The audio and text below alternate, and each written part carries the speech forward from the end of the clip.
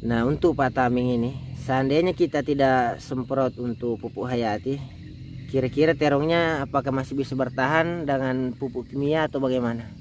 Saya rasa kalau saya memberikan hanya kimia, saya rasa terong saya ini sudah tidak mampu produktif lagi. Karena uji coba ini di sana ada saya tanam sama bapak saya. Ini bersama bibit, bersama nanam. Dia sudah ditebang sekarang, sudah tidak mampu produktif. Sudah tidak produktif lagi. Sedangkan ini masih produktif.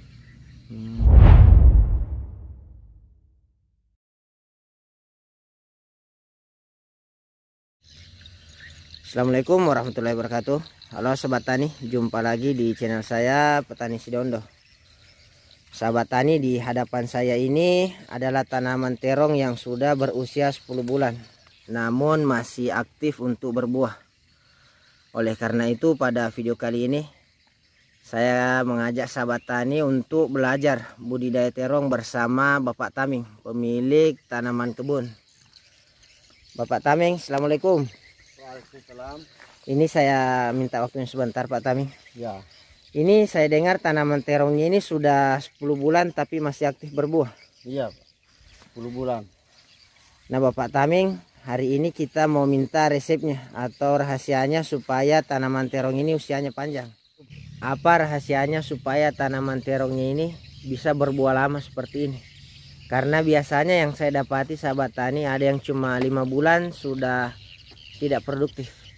Ini dari pemupukannya saja Pak ya, kita harus rutin berikan pupuk. Seumpama ini buah sudah mulai keras, kita berikan lagi pupuk yang berunsur nitrogen.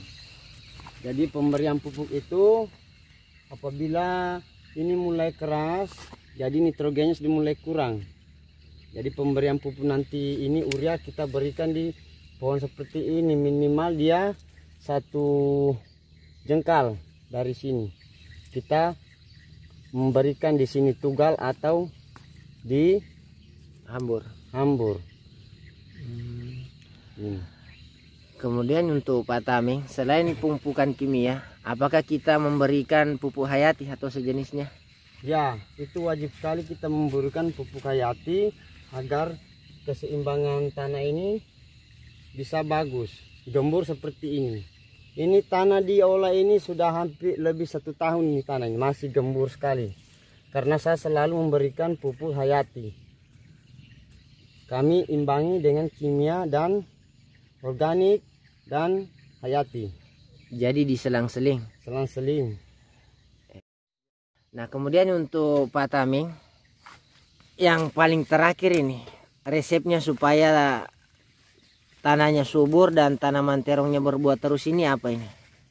Saya juga selalu menggunakan pupuk hayati yang banyak dijual di toko, seperti saya memakai M21 atau Biotogrow.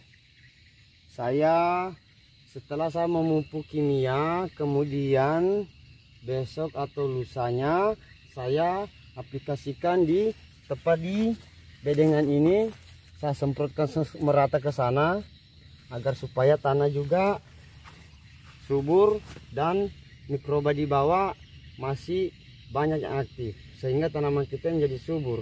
Kemudian sisa-sisa pupuk yang di bawah dia bisa manfaatkan kembali pada tanah yang rusak. Dan jangan lupa organik dari di atas. Organik di atas ini maksudnya apa ini? Penyemprotan organik yang di atas seperti pupuk cair yang bersifat organik. Yang bersifat organik. Ya. Nah untuk Pak Taming ini, seandainya kita tidak semprot untuk pupuk hayati, kira-kira terongnya apakah masih bisa bertahan dengan pupuk kimia atau bagaimana? Saya rasa kalau saya memberikan hanya kimia, saya rasa terong saya ini sudah tidak mampu produktif lagi. Karena uji coba ini di sana ada saya tanam sama bapak saya. Ini bersama bibit, bersama nanam. Dia sudah ditebang sekarang, sudah tidak mampu produktif. Sudah tidak produktif lagi. Sedangkan ini masih produktif. Jadi kunci sukses budidaya terong agar bertahan lama adalah pemberian pupuk hayati atau mikroba secara bergantian ya. Secara bergantian dan teratur. Ini buahnya banyak-banyak. Ini banyak buahnya. Dia merata. Kami bukan memilih buah yang banyak, buahnya ini merata. Iya. Nah, buahnya merata ya. Buahnya merata. Padahal ini usianya sudah 10 bulan nih. 10 bulan. Nah, sahabat tani, seperti itulah rahasia budidaya terong agar bertahan lama, yakni pemberian pupuk hayati secara teratur. Dan yang terakhir Pak Taming, saya lupa tanyakan. Untuk pemberian pupuk hayatinya berapa kali dalam sebulan? Setelah pemupukan kimia itu pun harus kita berikan lagi, seperti sebulan itu bisa 3 kali ataupun 2 kali. Itu gampang saja, itu tidak meninggalkan residu bagi tanaman, Tidak menyebabkan keracunan. tidak. Dan untuk pH tanah bagaimana? Dia bisa meningkatkan juga pH tanah, kesuburan tanah teratur. Nah, sahabat tani, seperti itulah pengalaman pertanian dari Bapak Taming, bahwa penggunaan pupuk hayati secara teratur pada tanaman atau pada tanah bisa membuat tanaman menjadi umurnya lebih panjang, buahnya lebih sehat, dan tidak mudah terserang penyakit. Nah, sahabat tani, itu adalah penggalan wawancara kami dengan Bapak Taming, salah satu petani terong sukses yang ada di daerah Sidondo. Nah, untuk kesimpulannya, kunci sukses budidaya terong agar berbuah lebat dan berumur panjang adalah pemberian pupuk kimia secara tepat dan terukur, sehingga nutrisi terong tetap terjaga, dan diimbangi dengan pemberian pupuk hayati ataupun pupuk organik dan dekomposer, sehingga kesuburan tanah tetap terjaga dan pH tanah juga tetap terjaga. Nah, sahabat tani, seperti itulah pengalaman Bapak Taming dalam budidaya terong. Dan sampai hari ini terongnya sudah berusia 10 bulan masih produktif atau masih terus dipanen. Oke sahabat tani, demikianlah informasi pertanian yang bisa kami bagikan pada video kali ini.